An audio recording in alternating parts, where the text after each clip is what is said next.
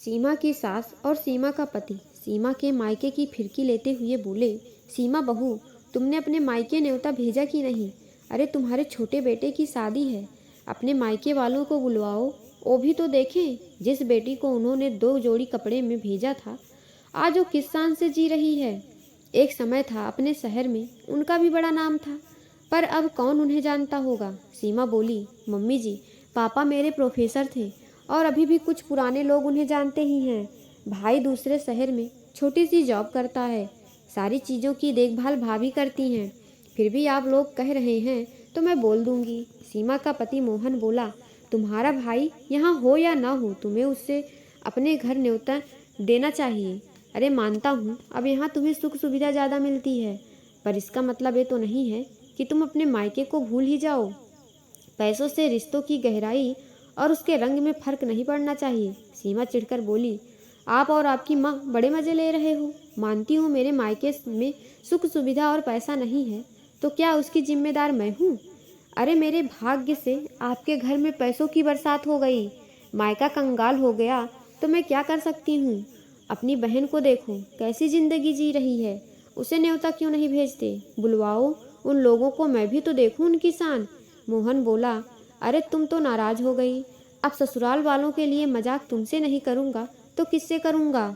और सही कहा तुमने, पूनम के घर भी बोलना होगा, अब आए या ना आए, वरना कल को कहेगी भाई ने पास पैसा हो गया तो भाई भूल गया। मैं माँ को कह दूंगा, वो फ़ोन कर देगी। सीमा नाराज होकर बैठ गई तो मोहन बोला, अब छोड़ो पुरानी बातों को, खुशी का मौका है, हमारे बेटे की शादी है। 28 साल हम लड़ते झगड़ते यहाँ तक पहुँच गए, हमारा बड़े बेटे और बहू तो आ नहीं रहे, अब छोटे बेटे और बहू की आने की खुशी के लिए हम भी खुशी मनाते हैं। चलो मैं बाहर की तैयारी देखता हूँ, तुम घर की तैयारी देख लो। इतना कहकर वो घर से निकल गए। इधर सीमा की भाभी अपने ससुर घनश्याम जी से बोली, बाबूजी, दीदी के घर से न्योता आया है, उनके छोटे बेटे की शादी है, हम सबको बुलाया है, ये भी 2 दिन की छुट्टी लेकर आ रहे हैं।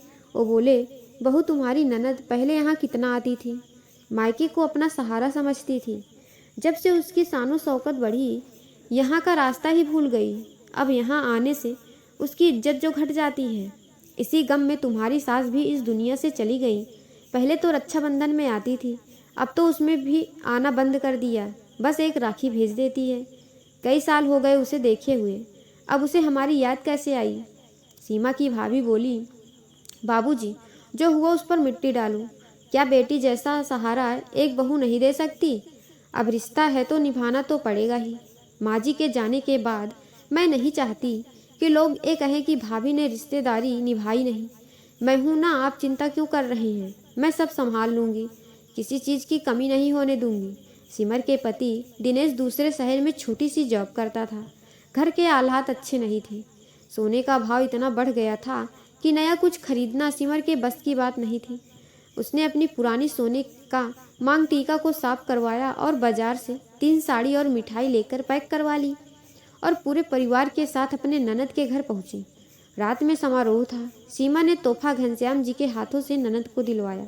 सीमा तोहफे को देखकर उखड़ी हुई आवाज़ में बोली, बाबूजी, इसकी क्या ज़रूरत थी? मैं कौन सा मायके के सहारे बैठी हूँ? मैंने बहू के लिए सब ले लिया है, बेकार में लोग देखेंगे तो हंसेंगे। आप तो बहू को आशीर्वाद ही दीजिए। लता जी आगे बढ़कर पैकेट लेकर बोली, अब तुम्हारे मायके से क्या आया है ये तो देखना ही पड़ेगा। उन्होंने साड़ी को खोलते हुए कहा, ऐसी साड़ी हमने अपने ड्राइवर की बेटी को शादी में दी थी। सीमा की ननद पूनम साड़ी लेते हुए बोली, भाभी, ये बहुत सुंदर साड़ी है, आप पर बहुत खिलेगी। और माँ, मायके की कोई भी चीज़ महंगी और सस्ती नहीं, बल्कि प्यार में लिपटा हुआ मायके का सहारा होता है। सीमा बोली, पूनम दीदी, अगर आपको ये पसंद है तो आप ही रख लीजिए, क्योंकि मैं और मेरी बहू तो ये नहीं पहन सकते। घनश्याम जी बहू का चेहरा देख रहे थे।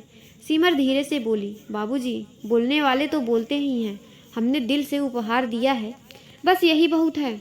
तभी पूनम घनश्याम जी से बोली, बाबूजी, पिता का प्रेम और आशीर्वाद ही बहुत बड़ा सहारा होता है। पैसा तो हाथ का मैल है, कल आपके पास था, आज इनके पास है, और न जाने कल किसके पास रहेगा। पूनम की शादी भी एक संयुक्त परिवार में हुई थी। उसके पति जनरल स्टोर की दुकान चलाते थे। कोरोना काल में उनका बहुत नुकसान हुआ, जिसके कारण पूनम की हालात भी ठीक नहीं थी। मायके में पैसे होते हुए भी कभी भी मदद नहीं मिला और पूनम के पास जितना था उसमें ही वो बहुत खुश रहती थी। सर्दी का मौसम था, चारों तरफ मेहमानों की भीड़ थी। घनश्याम जी को थोड़ी सर्दी का एहसास हो रहा था तो सिमर ने जल्दी से अपने थैले से चादर निकाली और उन्हें दी। वहीं बच्चे चारों तरफ खाने पीने की चीज़ों को देखकर लालायित हो रहे थे। कभी आइसक्रीम तो कभी चाट खा रहे थे। जब फोटो खिंचवाने का समय आया, सीमा की सास बोली, अरे बहू, अपने मायके वालों का तो आगे लाओ।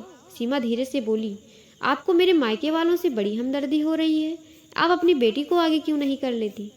यहाँ मेरे जान पहचान के बहुत लोग हैं, मुझे अपनी बेइज्जती नहीं करवानी। जैसे ही घनश्याम जी और सिमर के बच्चे आगे आने लगे, सीमा बोली, बाबूजी किस जमाने का कुर्ता और ये चादर पहन कर आ गए हैं। कुछ तो मेरी इज्जत का ख्याल किया होता। फोटो में आप कैसे आएंगे। भाभी, इन बच्चों को देखो, ये ऐसे आइसक्रीम, चाट और नूडल्स खा रहे हैं जैसे कभी खाया ही ना हो।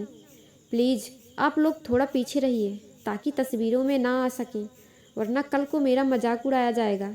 बेटी के मुंह से ऐसी बातें सुनकर घनश्याम जी का हृदय छलनी हो गया।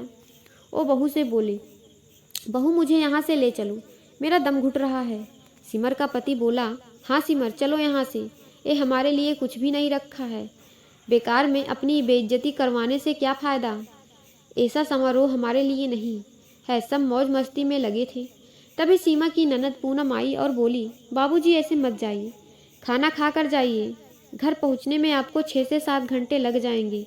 आप थके हारे आए और ऐसे ही चले जाएंगे। यहाँ तो लोगों की आंखों पर पैसे की चमक है। दूसरों को छोड़िए, मेरी माँ ने भी पैसों का चश्मा पहन लिया है। फिर मैं अपने भाई और भाभी से सहारे की उम्मीद कैसे कर सकती हूँ। आप रुकिए, मैं रास्ते के लिए आपके लिए कुछ लेकर आती हूँ। जब सब जाने लगे, सिमर दोनों बच्चों का हाथ थामे थी। सिमर का पति ऑटो लेने के लिए गए, तभी वहाँ सीमा आई और बोली, क्या हुआ, आपने ऐसी शादी नहीं कभी नहीं देखी होगी, इसीलिए आपका मन यहाँ नहीं लगा होगा, तभी आप सब जा रहे हैं। सिमर बोली, ऐसी बात नहीं है दीदी, घर पहुँचते पहुँचते बहुत रात हो जाएगी, इसीलिए अब हम चलते हैं। लता जी बोली, अरे आप लोग तो एक ही थैला लेकर आए थे जो हमारी बहू को उपहार में दे दिया, फिर जाने से पहले 2 थैले कैसे हो गए आपके पास। सीमा भी आश्चर्य से देखने लगी। लता जी बोली, अरे आपके हाथों में ये क्या है, लोग तो बेटी के घर का पानी भी नहीं पीते, आप यहाँ से क्या ले जा रहे हैं। पूनम कुछ बोलती उससे पहले ही सीमा के कुछ संबंधी मुंह दबाकर हंसने लगे। सिमर के सब्र का बांध टूट गया। उसने ससुर के हाथों से थैला लेकर उसके सामने खोल दी और बोली, ननद रानी, इतना कुछ होते हुए भी जिसका मन इतना छोटा हो, उससे भला कोई क्या ले जा सकता है।